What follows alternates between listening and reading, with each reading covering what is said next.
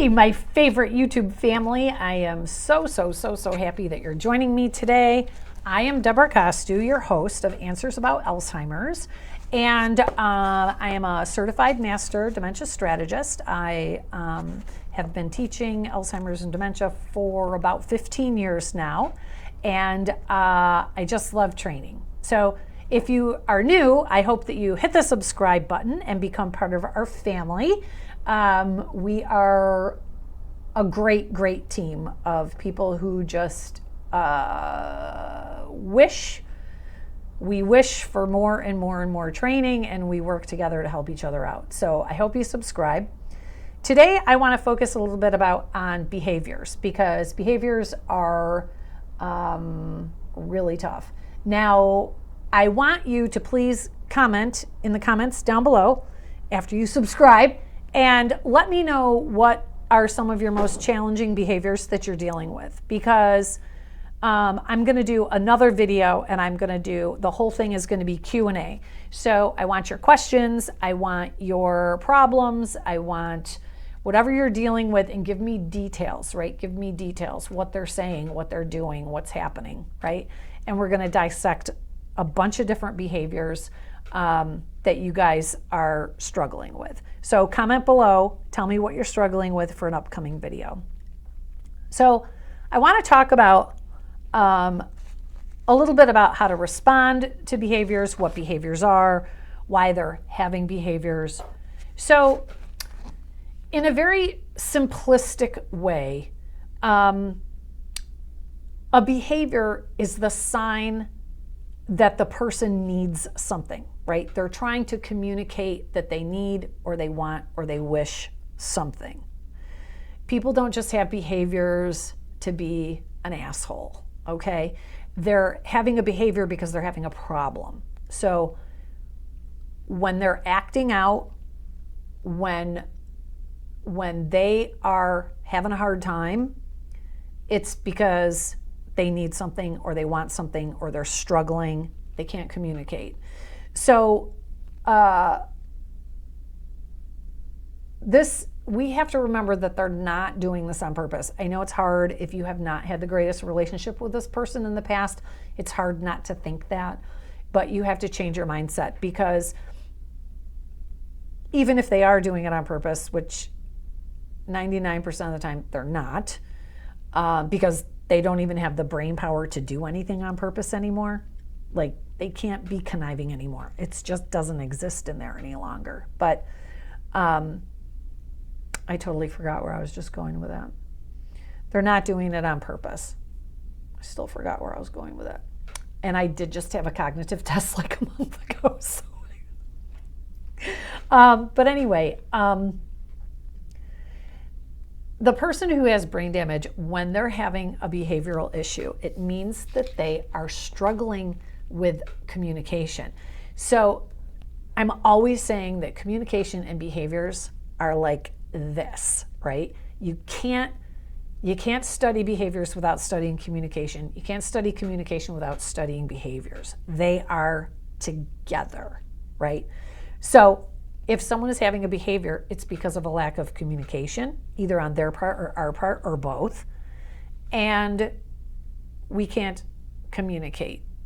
So that is something that I have always been very passionate about, is how behaviors and communication, you have to work together on them. So some of the most common behaviors can be toileting issues. They're toileting in odd places.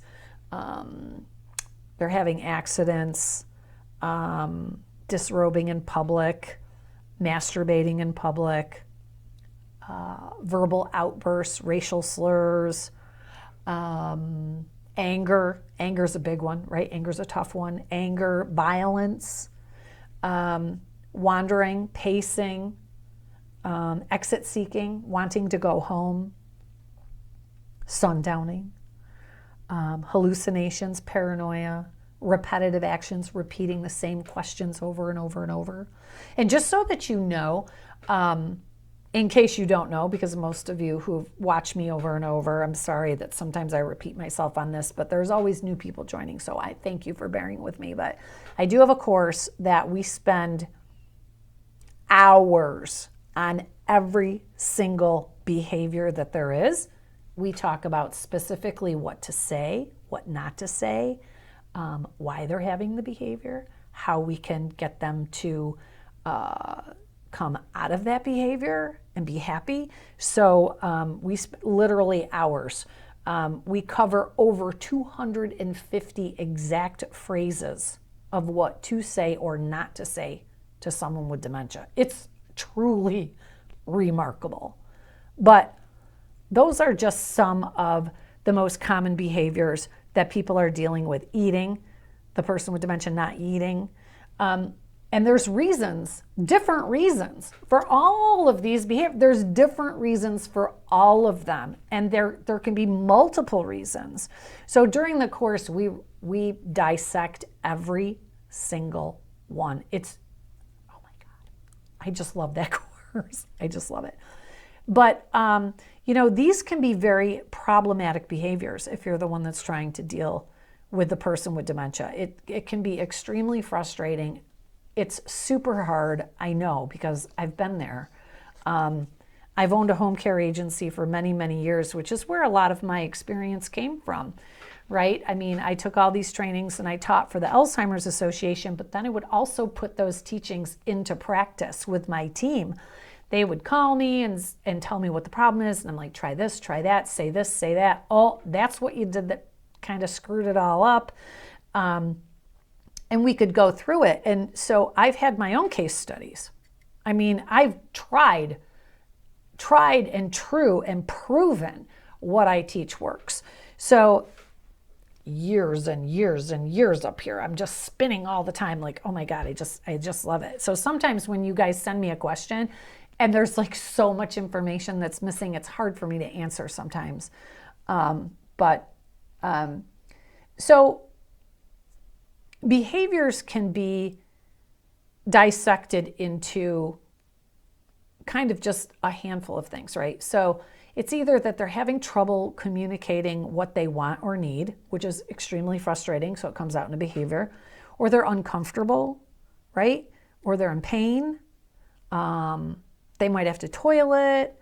So there's all these different reasons that as the detective, right, as the caregiver, we have to kind of start ruling things out to figure out what it is that person needs. And sometimes it's easier, sometimes it's hard, and sometimes you're just never going to figure it out, right? I mean, sometimes we have to face facts that, we're dealing with brain damage here. So sometimes it isn't going to work, and that's okay. But we have to try, right? And we have to learn to have the skills to be able to figure this stuff out. It's not like you can just, drill down the list and be like, right?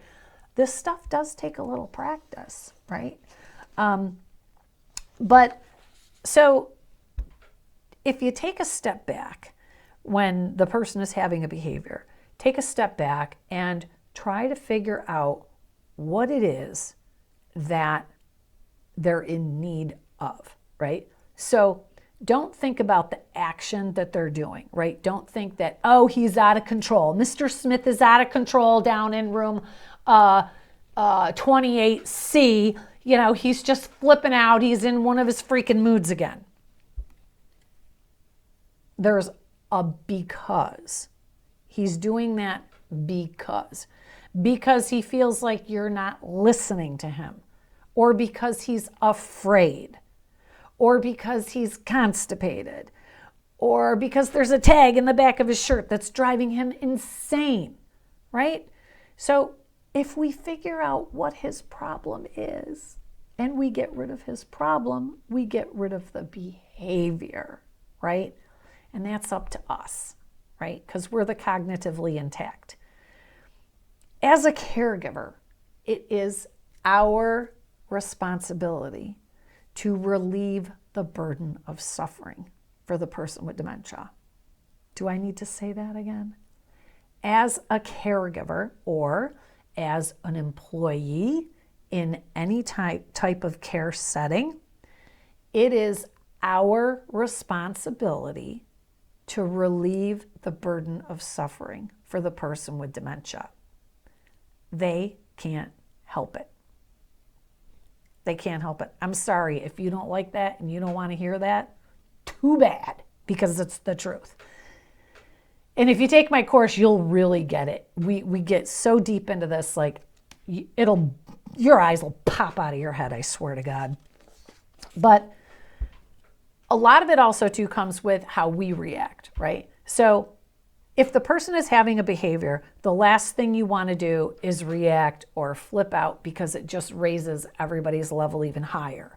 So you don't want to be flipping out, screaming, but you also don't want to come in like, oh, Mr. Jones, are you okay? Is everything all right? Has anybody ever talked to you like that and you want to punch them in the face? Yeah. So that's not going to work either, right? What this person really wants and what they really need is they want to be heard. Who doesn't want to be heard? Everybody wants to be heard. So the first thing you need to do is make eye contact. If they're not violent, you may want to stroke their arm or their hand and let them know that you are listening, that you are seriously listening. Because if a person with dementia feels that you care enough to listen, that alone can help really diffuse a situation. You know I'm right. You know I'm right. So you got to take the time. You got to stop. You have to let everything else go, and you have to focus on the person and let them know that you care.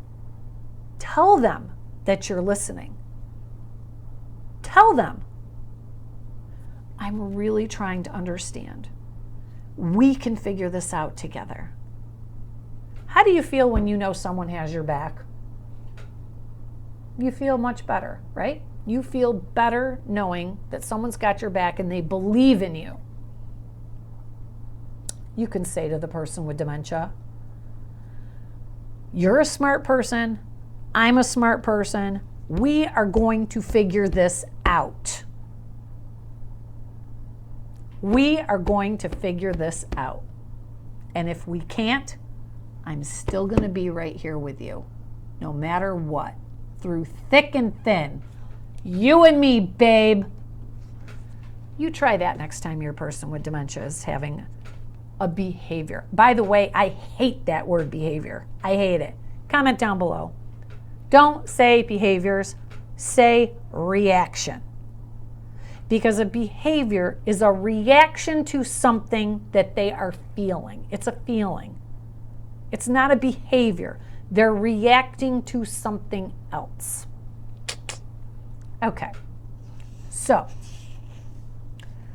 think about, maybe you should stop for a minute and kind of think about what are some of your trigger points. What are some situations that just really piss you off? Somebody pisses you off, right? So maybe like me, I get pissed off when I'm driving, got to admit. Somebody makes that left-hand turn and they come in my lane. Stay in your freaking lane, man. Get out of my lane. But what is something that, if you're already angry, what makes it worse? So for me, let's take that driving situation, right? So I'm coming up to the intersection and somebody's making a left and they come in my lane and I'm like, stay in your own freaking lane. And then they get mad at me like, what? Are you kidding me? You're in my lane and you're like flipping me off or giving me a dirty look? That makes me even more mad, right? So what are the things that make you even more mad? So when you're approaching that person with dementia, right, and they're already upset about something, they're having a reaction, they're not having a behavior, they're having a reaction. So when they're having a reaction to something, what is going to make them feel more angry? Dismissing them, for one, not understanding. So the more you try to explain to somebody why you're upset, and the more they don't understand, like you get more upset, right? So fake it. Fake it. Pretend you get it. Agree with them. When someone agrees with you, it's pretty hard to have an argument, right? Yeah. Now, some things that can help you are if you know the person's past history, because the more you know about a person, the more you could maybe redirect. Because, okay, I'm going to get on my soapbox again because everybody always talks about redirect to an activity, redirect to an activity. Well, that's great, but who the hell's teaching about activities? Nobody. I'll teach you about activities. I've got several videos on activities, so don't tell me that your person with dementia isn't engaged or, they're having a reaction, you don't know how to handle it, because the resources are there. And you should also take the course. Your life would be so much better, so much easier. Their life will be so much better, so much easier. But the more you know about the person, the better, right? Because you can divert to an activity better if you know what their past interests were, if you know what they like. Some people will do absolutely anything for a beer or a caramel candy or, I don't know, a bowl of cereal, whatever it is, whatever their favorite thing is, right? So the more you know about the person, their likes, their dislikes, their interests, their hobbies, the higher your success rate. And I know a lot of you people in communities, you take down all this personal information on the intake form, what the person used to be like, where they lived, what their hobbies were, where they went to church, did they ever do volunteer work? Like most of you communities have these very extensive informational sheets, but what happens to those? They go in the file cabinet. What the hell good are they doing in a file cabinet? Yeah, I think I'm getting a little angry, sorry. But I'm serious, like get them out, look at them, learn about your people. If you want your life to be easier, learn about your people. You go to work, you should know your job. Your job is people, so you should know everything about that person. Everything you possibly can, you should know about that person. So, people act out when they feel powerless. When they feel powerless, that's when people act out. That's where it's coming from. So, find a way to give them their power back. The first way is to acknowledge that you're listening to them. That gives them power. Their voice is power. Oh my God, this person is hearing me. They're listening to me. Do you ever wonder why some people in a care community like aides or nurses, do you ever notice why some of them can have such great results with people with dementia and others can't, right? Like, oh my God, Susie, like, the residents will do anything for Susie, but they don't like Sandy. They don't like Sandy. I'll tell you why, because Sandy doesn't get it, and Sandy doesn't have training, and Sandy's approaching all wrong. It's about Sandy's agenda and not the residents' agenda. She's not listening to them. She's not making them feel like they have any power or like they're being listened to. And I'm going to mention one more thing. When we go to work in a senior living community, independent living, assisted living, memory care, nursing home, rehab, any of them, that is their house. That's your place of employment, but that is their house, and you work for them. Is that clear? Because it needs to be very clear. And if you don't believe in that, and if you don't take that to heart, that that's their house and that's their home and they should be treated with respect, it's not like you're not respecting me. No, they are not being respected. Then this is not the job for you. Or you need a hell of a lot more training, which I can provide. Invite me to come to your community. I'm happy to do that. But people with dementia, they need to feel like they're important and that they have a success. So it's up to us, again, as the cognitively intact and as the caregiver, it's our job to make them feel important, included, special, and that they have purpose. If someone feels all of those things, you're not going to have behaviors. You're not going to have behaviors. You just won't. I promise. I promise. So we have to stop thinking that the person with dementia is a problem, and we have to start thinking, what is their problem? They're not the problem. What is their problem that they're having? And then we have to solve it. And we can do that. I can teach you how. It's not easy, but it's not hard either. You just need the skills, that's all. So distraction, again, there's lots of different ways that you can distract a person with dementia to get them, distracted from having their reaction that they're having. So there's so much more about behaviors, and I really hope that you'll comment and tell me what some of the behaviors are that you're struggling with, because like I said at the beginning of the video, I'm going to do a whole video on just behaviors that you guys are telling me that you're dealing with, because if you're dealing with it, so are hundreds and thousands of other people. So I know today's video might have been a little rough for you here and there, but sometimes we need to hear it, and most of you know me by now. I'm kind of no nonsense, so I'm going to lay it all out there, but it is what it is, right? So I love that you keep coming back, and I hope you still do. I'm Debra Costu. Oh, and on my website, I've got some great freebies for you. So make sure you head on over to answersabout.alz.org. There's a couple of free downloads. I have my new ebook is out, which has been wildly popular. So you can grab the ebook. The ebook is more like kind of the opposite of today's video. It's like really nicey for the caregivers. It's called the Dementia Starter Kit. So I hope that you pick one of those up. It's really great reading. I think it's about 40 pages long. I can't even remember. I've looked it up a couple times. I can't remember.